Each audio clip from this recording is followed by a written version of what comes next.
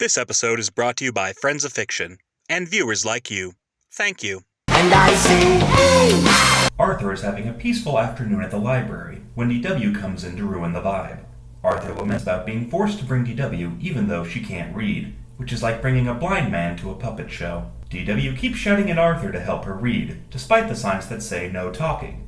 DW says she can't read the sign, even though she's been to the library before and would therefore already know the rules. Arthur tries to open the show before DW interrupts him to throw his own words back in his face. Ricard is...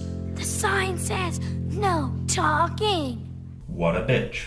DW begs Arthur to check out a picture book for her. Arthur tells her to get out of here with that shit, as that weak-ass baby nonsense would fuck up his street cred. The head librarian, Paige Turner, tells DW she can check out the book herself if she gets her own library card. The only requirement, you have to write your name. Once again, DW's illiteracy proves to be the source of her own demise. DW brags about all the books she'll be able to get once she has a library card. Arthur tells her to nut up or shut up. DW spends 3 hours trying and failing to write her own name, wasting 5 trees worth of paper in the process. DW is mad at her parents for giving her a difficult name, while the rest of us are mad at them for giving birth to her at all. DW discovers she actually can write and wastes all the mashed potatoes spelling out her name. Look how well DW Reed writes! DW gets her library card and the power immediately goes to her head. As it turns out, the book she wanted has already been checked out. Miss Turner assures her the book will be back next week. Unfortunately for Miss Turner, DW doesn't have that kind of patience. DW calls the library every day to check if the book has been returned. 7 days later, DW wakes up Arthur at 6:30 on a Saturday. Like an asshole. They get to the library only to discover the book hasn't been returned yet. DW demands the police get involved.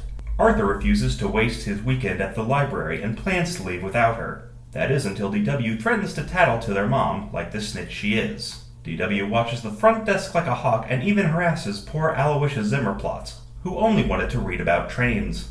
Surprise, surprise, it turns out the Tibbleturds had the book the whole time. The terrible twosome warns her if she damages the book, the library will take away her card forever, which is a scary thought until you remember DW can't actually read, so it'd be more like taking away shoes from a guy with no legs. DW is so scared of damaging the book she keeps it hidden in a shoebox all week with her blankie, which I promise I'll talk about later. Arthur assures her the book won't explode if she opens it. I'll open it if you're so worried. Arthur realizes this is the first book he ever checked out, which is something he definitely would have remembered before now, considering how horny he is for books. Being a good big brother, Arthur reads the book for DW, who laments she has to return the book that day. Arthur tells her she can renew the book as many times as she wants, which immediately backfires once he realizes DW will force him to read the book to her until the end of time. And we never see Aloysius Zimmerplotz again after this episode, because after getting harassed by DW, he was too scared to return to the library. He likely entered witness protection and assumed the new identity of Beulah McKerney.